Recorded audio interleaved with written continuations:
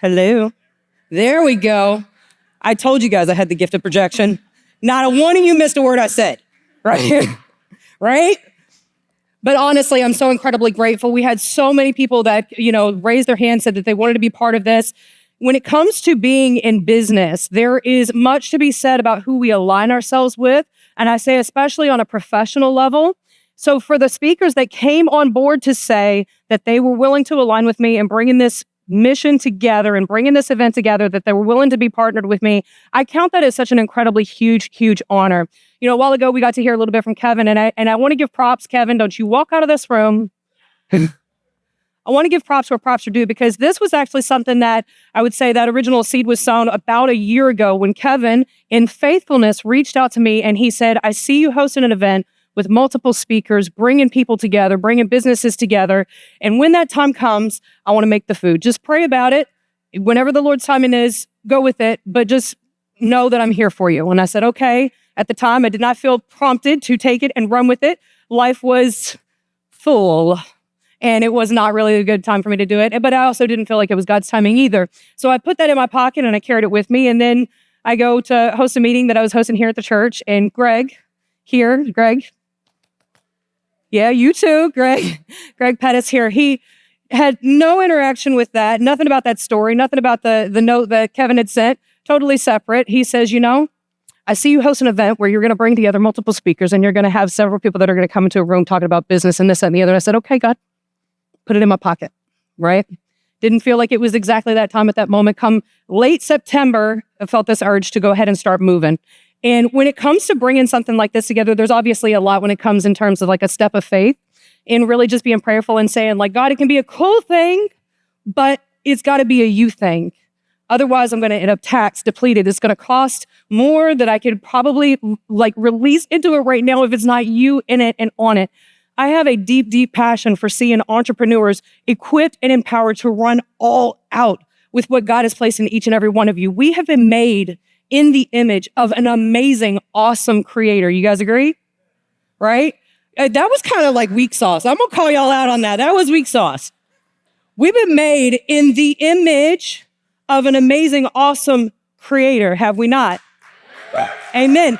That is each and every one of you in this room. And one of the things that I love about what I get to do, it's to encourage those that have giftings that are just blow me away in areas like that I could never speak into, I could never reach into, I could never go into some of the places and speak into, say, finances or chiropractic or any of the stuff that you guys do.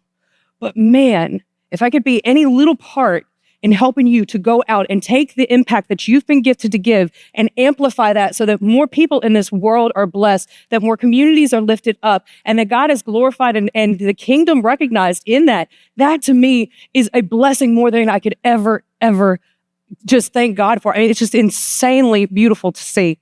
And so thank each and every one of you. I did want to take a moment too to give an extra word of thank you to several of you who did the thing, raised your hand where we had that little button on the registration that said, I want to sponsor a young entrepreneur. So if you were one of those people, can you stand up for me for just a second? Go ahead. We had a couple of them in here. Okay. I don't know if you guys realize what you just took part in and investing in. Now, if you're one of those entrepreneurs that is here by that sponsorship, you're a young entrepreneur, 25 or under, could you please stand up? Yep. Noah, you too. Yep. You guys, this is the generation that is coming up. And I'm telling you, every time I look to the generation coming up, and not just because I'm a mom, but I'm telling you, every time I speak it, every time I talk about it, I just know in my heart of hearts that God is looking to do something incredible through this generation. And I'm so proud of all of the seasoned entrepreneurs that are in this room that are saying, let me help make a space and a way and extend an invitation to the table to all of those young entrepreneurs. But I'm also incredibly proud of the bravery, the courageousness, and everything that it takes for you at such a young age to say, you know what, that's the direction that I want my life to go. The power of what God can accomplish in and through you, Mike started it off, on the other side of you just giving him your yes, is immeasurable.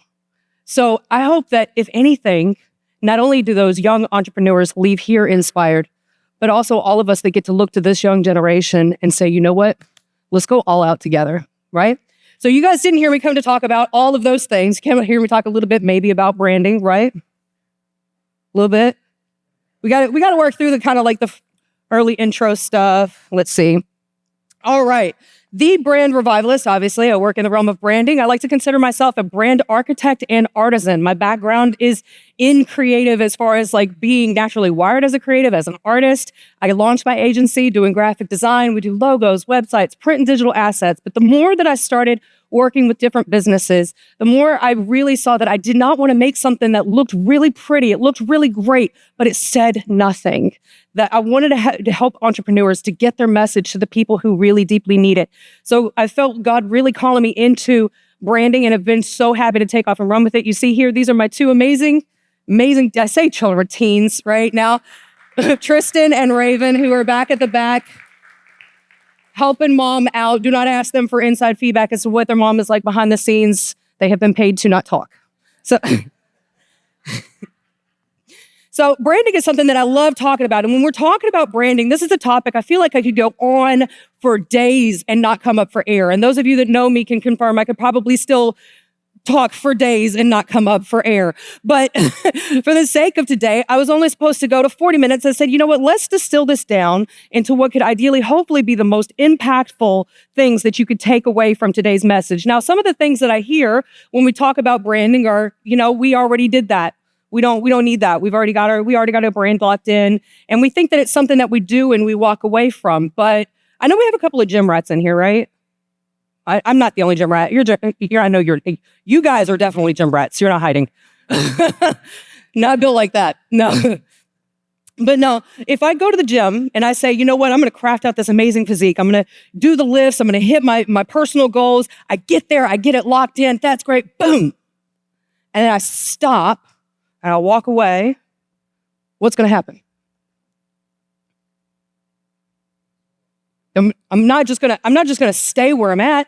It's not going to stay locked in. I'm neither going to maintain nor progress in any way. Yet we see so many people approach branding and the health of their businesses as something that they get it established, they get it locked in, and then they walk away until the health of the business is deteriorated to the point that they're reaching out saying, I don't know what to do. They're usually seeing a terrible ROI on their marketing and all these other efforts. They're doing spray and pray with everything. Just get it out in front of as many people as possible, and hopefully somebody's going to catch on. But again, branding is a very big topic that I could go on and on for days, but we're going to look at today's goals. So today my aim is to help you redefine what you think of with branding, reimagine the possibilities of your brand, and 3, leverage it to change the world with the gifts that God put in you. Alex Hormozi, a lot of you guys know this guy. I mean, obviously he's everywhere. He got his start sleeping on a gym floor. And this was a quote that he actually said in a live coaching session not too long ago. I was like, yep, I'm over here behind my computer. I'm like, amen, say it again. He didn't hear me, so he didn't say it again.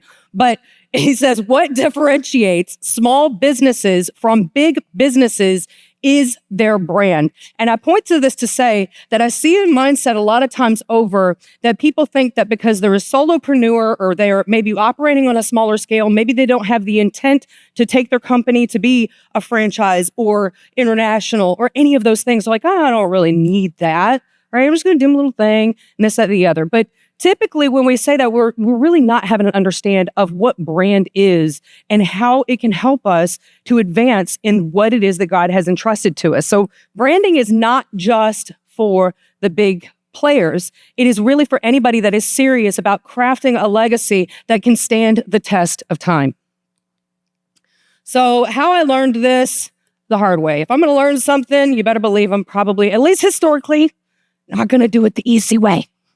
I'm going to do it the hard way. I'm like, God, I'm going to go this way. He's like, no, you shouldn't. I'm like, no, it's okay. And he's like, no, you shouldn't. No, it's okay. Right?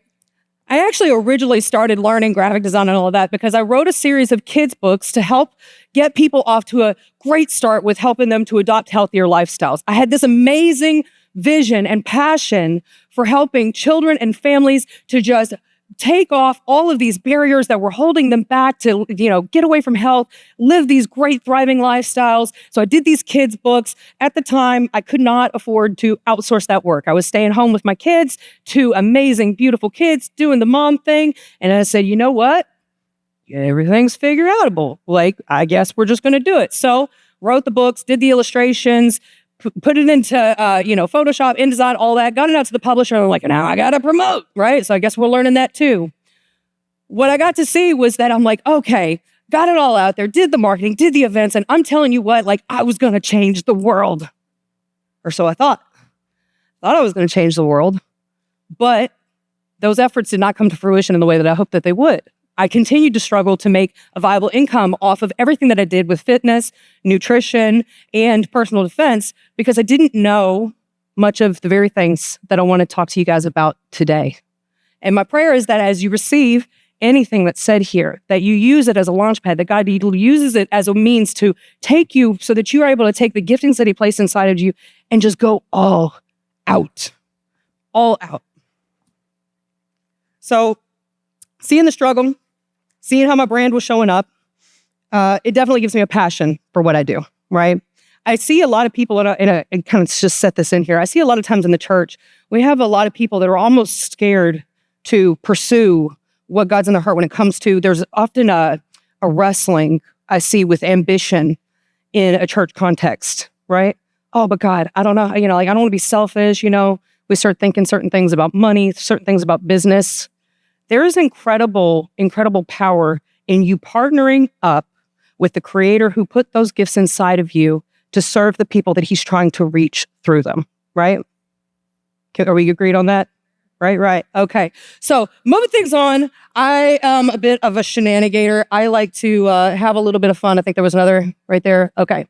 So last little point I'll make on this. A lot of all that I shared was because I see so many times over with companies that I work with. Now, mind you, I work with clients that have been in business for decades. I have clients, and this is not a flex, okay? This is just saying legit, wherever you're at. I've worked with clients that are solopreneurs that are just circling the block, as well as large organizations that are circling the globe.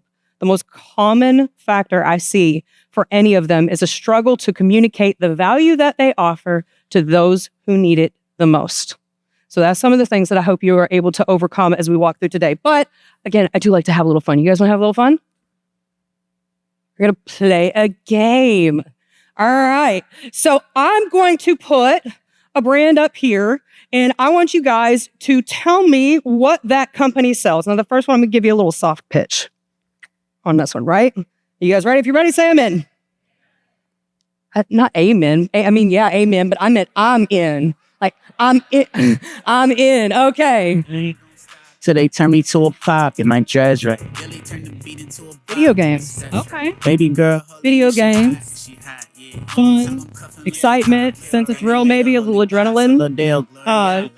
For whatever reason, the side decided to skip the first point, but we're going to roll with it anyways. So we look at what they're really selling, right? They sell video games. They sell like figurines and all kinds of collector's stuff, but that's not really what they're selling. You're not like, oh my gosh, I have to have video games in my life, right? There's usually a sub-layer there and then a sub-layer below that. That's actually what's prompting a person to go in and buy that. So for them, they're actually selling somebody the opportunity to have some fun and excitement, right? You're gonna get that shot of dopamine.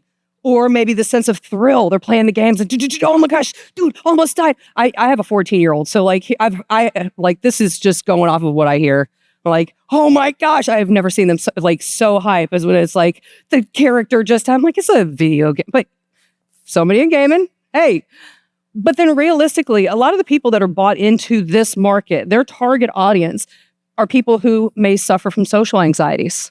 And so what does this allow them? They get on the game, they're playing in the games with the chats and stuff like that. It takes the eyes off of them in the conversation and it puts it on something that's like kind of in the middle ground. So they maybe feel a little less awkward. Sometimes they feel like they're more of finding a place of being when they otherwise feel awkward outside of that space. And I'm not saying this is in every person that plays video games. I'm saying this is just a sample target audience for this store, correct? Sense of belonging in gamer communities. How about a sense of winning, maybe in a world where they feel like they're not? Maybe a sense of having an escape from a life that is otherwise stressful mundane. Maybe they're surrounded by people that are just really negative and they just need to close all the noise out, shut it out, and they don't know how to function apart from saying, you know what, let me just get a distraction. So there are a number of different reasons why somebody might be bought into this. Now let's look at another brand. Oh, there he goes, giving me the last one. It just reordered them for us. Gucci, what do they sell? I can't hear you guys. You're too quiet. You guys get all settled in after lunch. You're like, I got me some lunch. I'm going to chill. Right? What do we sell? Accessories. Luxury, right? So when we look at a brand like Gucci, you have luxury fashion, accessories, and fragrance, right? But then beneath that, they're actually selling you premium quality, prestige, fashion that gets you noticed. You don't wear it to sit around the house. You go out so that you can show out wearing what you're wearing, right? Because it's a little bit more than that. It's because it actually ties into identity and personal status, right? That's something we're going to unpack a little bit more here in a bit. Sheets. Do what? He said food. Gas. Yep. He said made to order. You said convenience. Yep.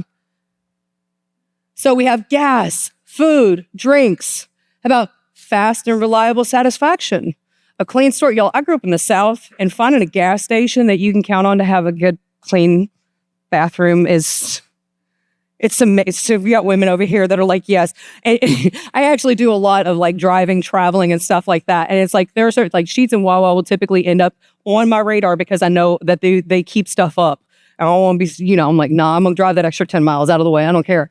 Clean store, easy layout. Then they also started, I find it fascinating that while gas is what they have on the corner, that is what is like the beacon, drawing you into their business. They also say fresh food made to order on their logo, telling you this is more than a pit stop and it's above the norm gas station food. But I also find it interesting, if you look at this ad that they have up here at the top, they're also selling pizzazz and a mood or energy upgrade. So much like McDonald's for years has thrived on a tie-in with speed and satisfaction or happiness, their messaging, their branding, their imagery is intended to draw people in by saying, hey, this is a great place to stop on an otherwise boring Tuesday, or as the perfect add-on to a vacation that you may be looking to take.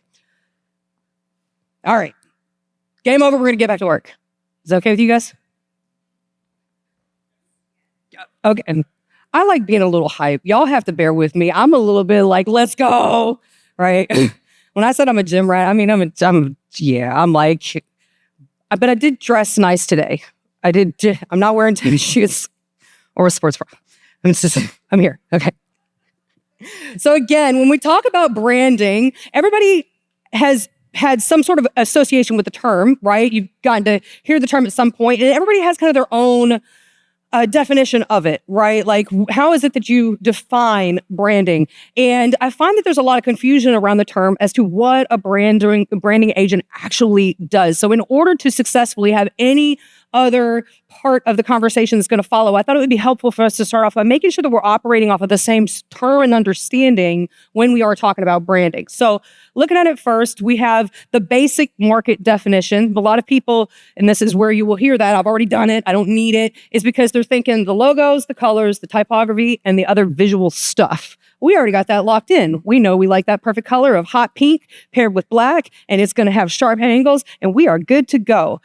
So that's kind of a general that people will walk with. Now, when we're talking about branding in this context, we're not really describing the brand, right? That would be like you saying, like, oh yeah, I know LaTricia Morris. She is blue eyes, blonde hair, and a nose that's been busted a couple too many times in boxing. Like, like that's her all day. Like, you just described my face. Like, that's not who I am. That's just how you recognize me when I step out in public. Likewise, when you have logos, colors, typography, all the visual stuff, that is just how the public recognizes that brand while the brand is out doing the dang thing in the public sphere. So going to our next definition, and I'm going to read off this one because that was a little small back there. Branding is the process of creating a unique identity and perception for a product, service, company, or person in the public's mind, differentiating it from competitors through a name, logo, design, values, and consistent messaging to build recognition, trust, and emotional connection. It involves both tangible elements, logos and colors, and intangible ones, voice, experience, values to form a holistic image that drives customer loyalty and preference. We have Marty Newmar. He's known as being like a mastermind in the world of branding. He says, your brand isn't what you say it is what they say it is, right? So we get to that to understand that out of all those things, really the end result or the byproduct of all of that effort is to have some sense of influence over what people feel, not just what they think, but what they feel when they think about your brand. I remember a pastor saying a long time ago, people do not always remember what you say, but they will remember how you made them feel, right? And this is why I am so big on making sure that your first impressions are on point, because what I see a lot in the market is people that take things out there and it just gets blasted in front of everybody. You take a whole bunch of people who went from not knowing you to finding out about you and discovering that you're either irrelevant or they don't like you. And the cost to change their mind is substantial if it can be done at all. So we want to make sure that we're leading with excellence, that we're leading with, we're human, right? I'm not saying that, we've got to be perfectionists, but we do want to make sure that we're leading with excellence, that we're showing up well and in a way that's intentional. So when we're talking about an aerial view, I could stand here and talk all about the internal brand and the purpose, the mission, the vision, the values, your audience, your competitors, your differentiators, all of these things. Don't worry, I'm going to make sure you guys have resources as well, but you go ahead and keep taking photos. I don't mind, but I'll make sure you get these slides. Now, I could say, let's go ahead and break all of this out. But again, I was only given 40 minutes to talk about this. And I think that if I was to rush you guys through that, you'd probably throw me off the stage and out that window up there. Because this is so much to, unpack, right? Branding can be a very large topic, but I don't want you to look at this and let it overwhelm you, is to think that it's outside of your reach.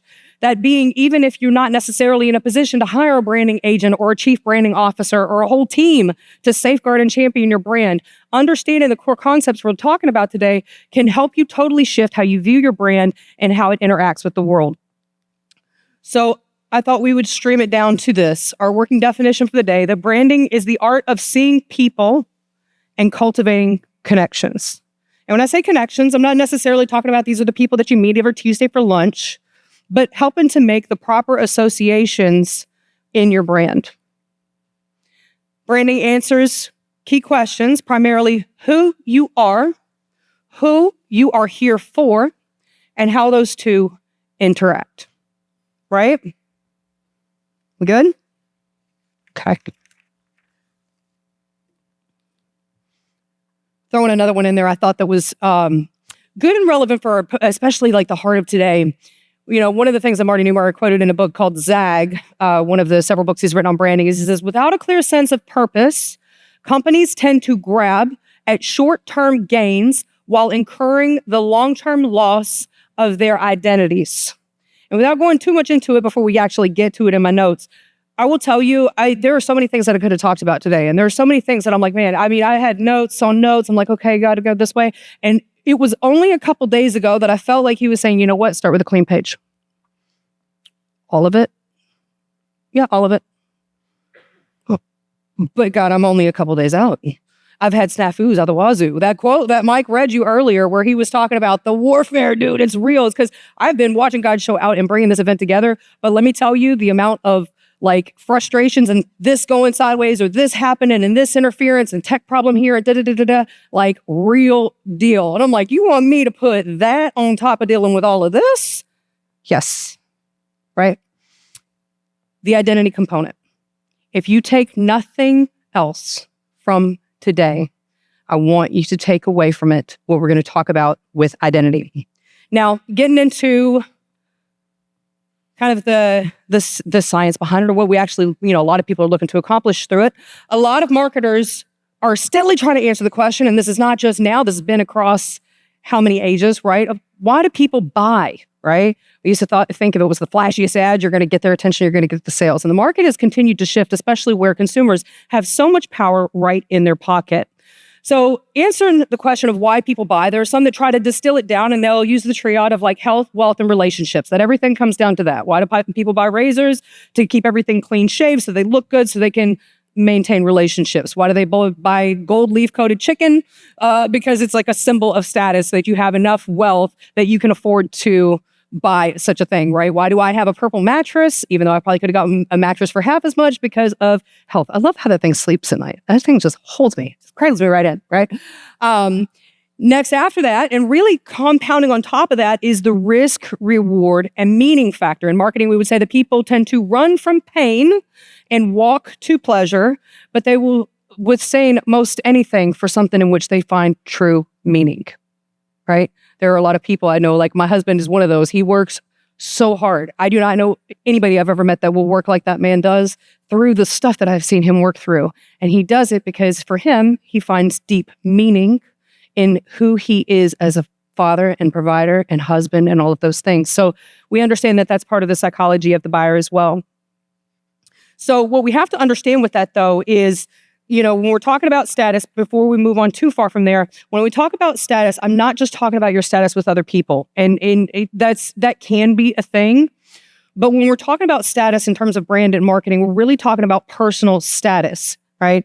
I heard it said a long time ago that people cannot consistently behave in a way that is incongruent with who they believe themselves to be. So if you have somebody that is that upstanding Christian father who is determined to lead his children and train up a legacy generation and all of these things, there are certain behaviors that he will not be engaged in because it is incongruent with who he's decided in here that he is. Not just because somebody told him it's wrong, not just because we know we probably shouldn't do that, that could be bad, it can make us look, no, because it's incongruent in here, right? Who we are is incredibly, incredibly important. Now, when it comes to, how people are perceiving us and how we play into any one of these factors, we have to understand that whether we do it intentionally or not, we are constantly signaling to the world around us. So we're giving off signals as to who we are, where we stand, and really where we fit in their world, or if we don't. So we obviously want to make sure that we are mindful in it. Again, brand development itself, it can be a more extensive process, but I do believe that it is definitely within reach. We just want to really look to, what I think is fascinating is when you look at a lot of the things that are trending right now in the world of branding and marketing, and where the coaches and the gurus, they're like, oh, you got to do this. I'm like, bro, did you not look at God's original design to begin with? Like, why'd you take the long way around the mountain? Like, people as humans over time, there are certain ways we've changed. We have like some cultural changes. We have, other ways that we do things that maybe we didn't do them like 100 or 500 years ago. But humanity itself hasn't changed all that much. We still have hopes. We still have fears, challenges, and dreams. We still want to be seen. We still have a desire, an innate desire for connection and love, even when we act like we want it the least. We still have all of these things that we're processing just in terms of living life and being human, right? So when we're looking at branding, we have to understand that realistically, the best entrepreneurs, marketers, and professionals of any kind are those that are willing to pause long enough to actually see people. And when I say actually see people, this is where I make my clients so uncomfortable when we're doing the branding exercises, is because I mean see them. Like, I want you to be able to explain their day to me from the time that they wake up and their feet hit the floor, and not just, well, we serve people who are over 35 and they want to lose weight. Okay, that's a pretty large population. How are you going to speak to those people, right? When you stop and you take the time to genuinely see people in the space that they're at, those sub-levels of things that they're processing when they're looking to make any decision around you, your offering, or anything else, then you're going to see where there are a lot of unmet needs in the market. And that is going to help you to serve the people that you have been called to serve well. Because while everybody else out there is talking features and specs and all the things that their clients do not yet care about, or their customers do not yet care about, you're able to speak right to the heart of that person, and to, with that, instill a confidence that you have what it takes to help them reach a desired outcome in their situation, right? So I could talk about this all day long, but we'll look at another that, obviously has seen this play out very well. Russell Brunson, the man is an incredible inspiration. A lot of you probably have him on podcast, YouTube, something like that. But when he started, what I found impressive, and I was laughing because I heard it as I was prepping for this. He said the first event that he prepared so he could start sharing his idea with the world, he organized something probably similar to this, hotel room, all this. Do you know how many people showed up? Any guesses?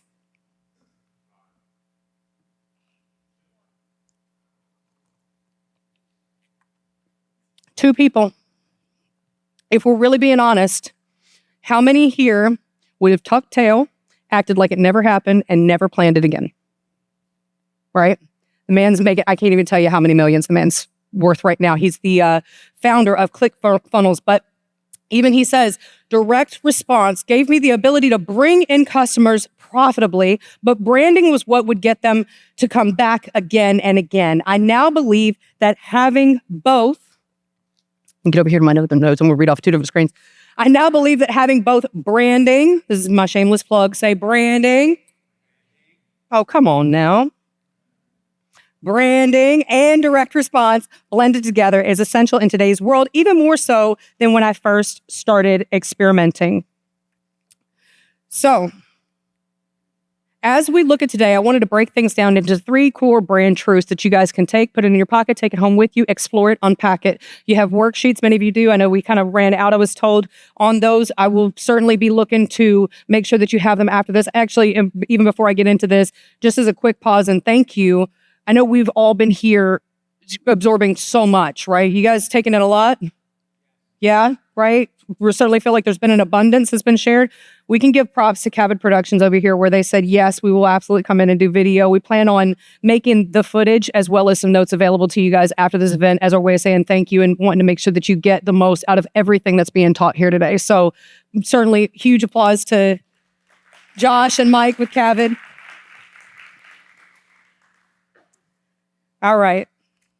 So getting into the 3 key points again, I want you guys to be able to take the absolute most out of this. And I think there's power in simplicity. So today we're going to start off looking at 3 core brand truths. First one being identity is the root of branding. I see a lot of people that come out almost like with an unspoken nervousness about taking their thing to the market.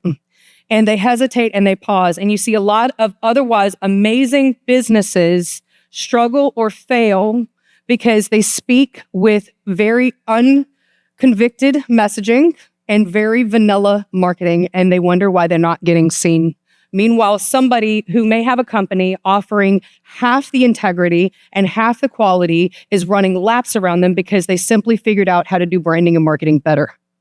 And that is something that I want to see us fix. And I think when it comes down to it, and this is where I told you guys, like, if there was anything that we were going to hone in on here, it's this identity piece, right?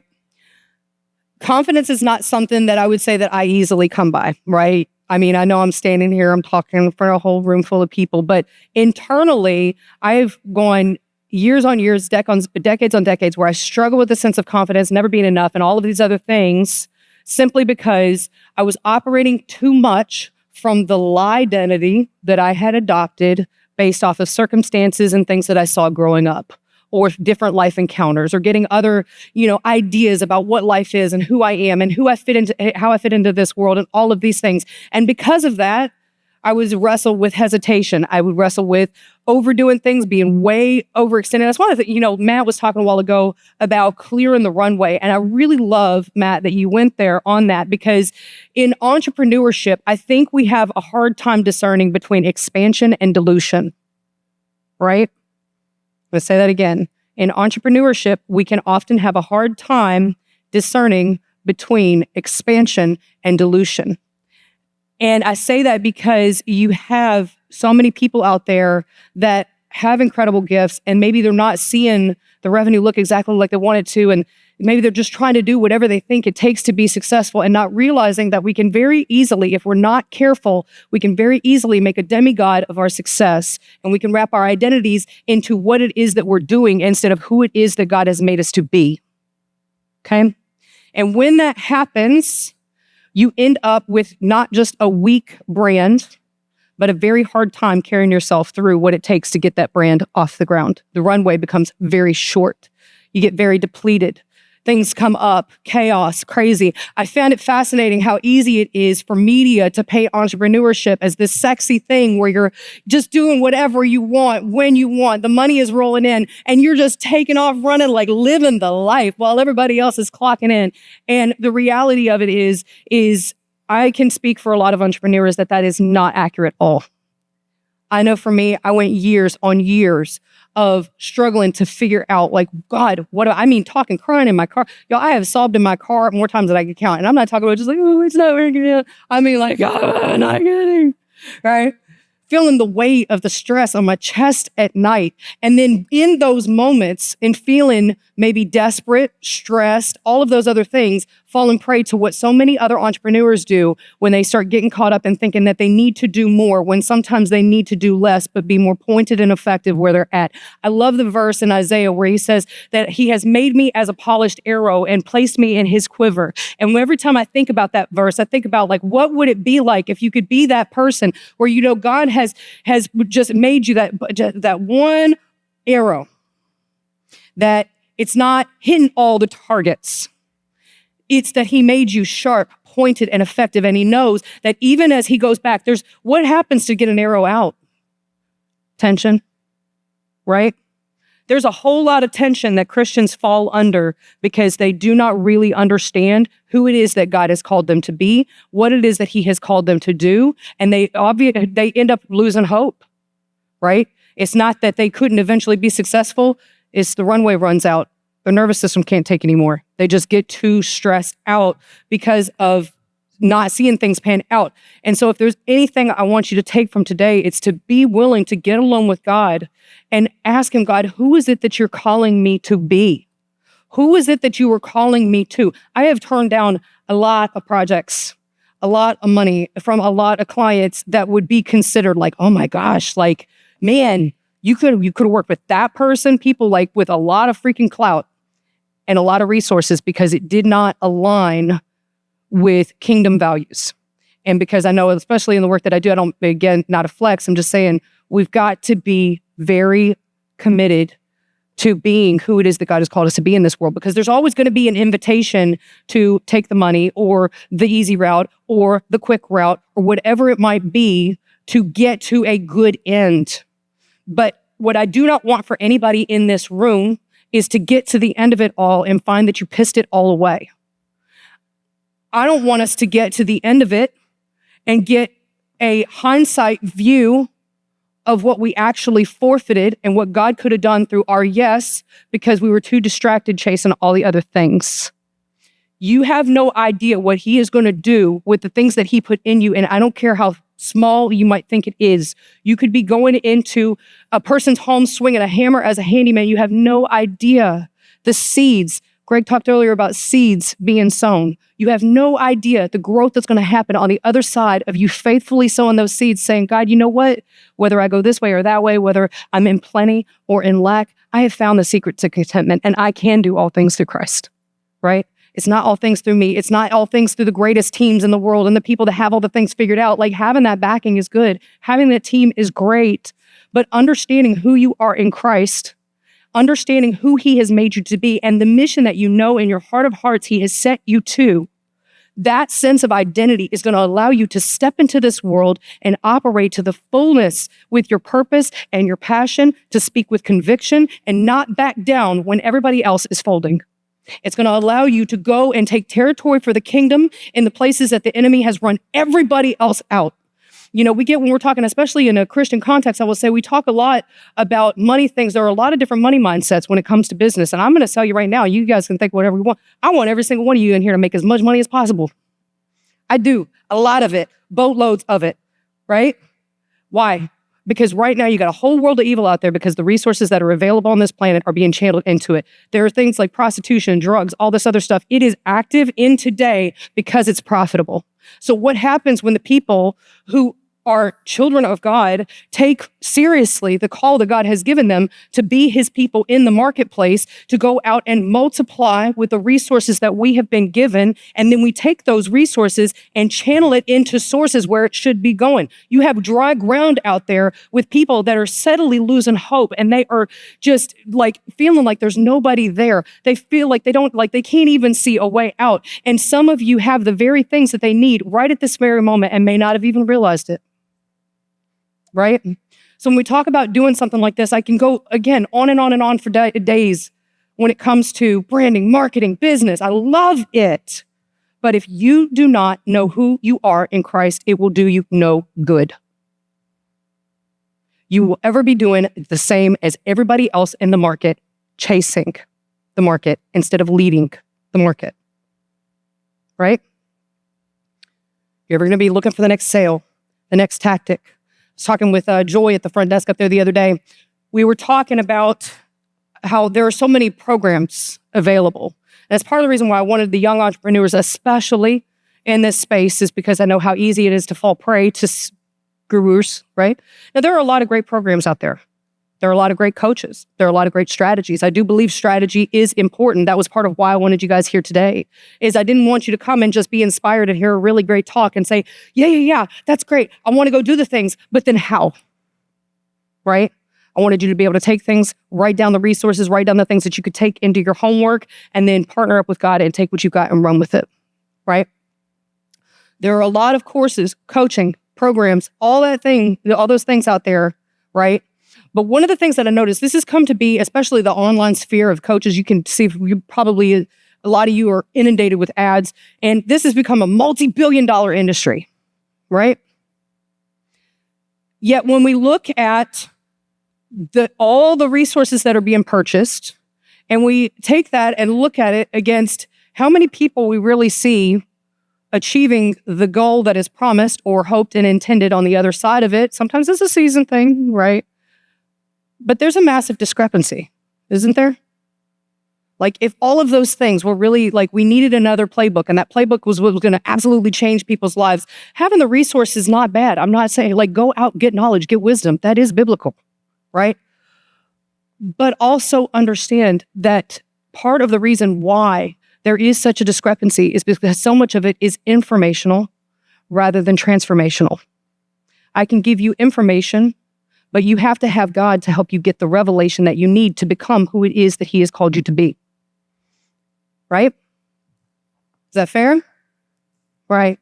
So this is me saying, this is where I love when I get the chance to partner with Christian entrepreneurs to take that conversation to that level, because I come to realize I used to do coaching. I do a lot more like coaching with health, fitness, boxing, kickboxing, stuff like that. Absolutely love it. Still love coaching. Right. So, one of the things that I noticed about myself when it comes to working in any of those spheres is I could not seem to keep the God factor out of it. But then a lot of that come down to what I later realized was because I would actually have to deceive you to make you believe that you could achieve any level of success in any of those given areas apart from Him. I would actually have to be selling you a lie or a half truth, right? Trying to give you the recipe, but not really all the ingredients, right? If I was to lead you to believe that you could somehow become this truly successful, I'm not talking just money metrics. I mean life success. I mean the kind that you do get home and He says, well done, good and faithful servant, right? That kind of life success is not possible apart from that partnership. And we can be grateful. I can be so grateful for all the times that I struggled and went through failure because I was trying to make it in my own way when He wanted to do things in His way. One of the things that I felt like He was really speaking the other day was transitioning from a spirit of taking. There are a lot of people that have achieved a level of success through going out, pushing, and taking, rather than being in kingdom mindset of giving and receiving, right? There are many things that God wants you to receive that are going to far surpass anything that you could ever just take for yourself. But you're not going to be able to do that apart from Him, okay? So I did get the hand signal a while ago that I got to get through these things. So I want to hit on them really, really quick. But again, any of the stuff that's lacking, I'm happy to give you guys in resources afterward. We're talking about identity. Identity is important. There's a lot that going through this process, it's not just, I hope you guys appreciate, I'm talking personal and business at the same time. Are you guys tracking that with me? Right? Do we think that it could have some huge implications in both? Yep. So the identity factor. Number 2 is branding is relational. So the question then is, how does your brand interact with the world? That part would really be the experiential question, but relational. We are made for connection. One of the things that I love about business is it serves as a platform for connections. There's one person in this room, I tell you what, some of y'all have heard me talk about like workplace culture and how we as Christians have the opportunity to impact lives by who we are in the workplace, even when we don't have that opportunity to say, I'm going to pray for you, right? but just by being genuinely good people, being genuinely good leaders. One of the people is actually Chris Churchill sitting over here. I actually got to work for him several years back when I was still doing legal work. I worked for him at Barley Snyder. I have never had so good a boss in my life. And I can say that very easily. Kind, thorough, excellent at what he does, but also very kind, also very lifting. And even without him knowing what I was personally going through, to the depths of the extent I was going through it in the season that I was working that there, he did not know how much he was blessing my life just by being who he was. So whether you were working in a position where you were the head of the company in management, overseeing people, even I got to go here recently to Panda Vida Farmhouse and was so blessed that Juan back here was my kid's art teacher. They said, I didn't realize we were going to see him. He was the absolute best I'd ever had. Best I'd ever had, right? That's who you get to be in people's lives when you understand your identity in Christ, and then you can go out and freely be that light in the world, right? So we said identity is the root of branding. Branding is relational. And then also branding is experiential. Okay, we're going to skip over this one again. This one I'll give you guys later. That's the status filter we talked about, but I think you guys okay with us skipping that one for right now? Keeping things moving along? All right, so one of the notes I did put in here, I do want to pause at. Branding gives you a place in people's worlds. In order to speak to your people, you have to try to get to know them. The more you try to get to know them, the more you're going to see where you could be the best help to them, where you could be the best partner, the best ally, and them reaching the desired outcome in their lives. And then number 3 is branding is experiential. I'm seeing a lot right now where, again, the marketers and stuff like that, they're like, oh my gosh, like this is what's trending, this is what's working. And they're talking about, we talk about vibe marketing and world building. And without getting too deep in that, it's understanding that you are being intentional about cultivating or crafting an experience around your brand, that somebody doesn't just come to buy from you. The specs, the features, and all those things that you have to offer, those are not the things that they're going to go out and share with the world. Oh my gosh, this guy, they might brag, you guys might flex about the features of the truck, right? But realistically, people share experiences, people share stories, they share the memories that you help them to make, even if it's in the smallest ways. You might think that your business is just as plain as can be, but there's most likely a number of different things, even subtleties that you're overlooking, where you can create an incredible experience for the people that say yes to doing business with you. So again, we said identity is the root of branding. A hotel test, we'll skip over that again. I'll happily give you guys resources just because I know I got to watch this.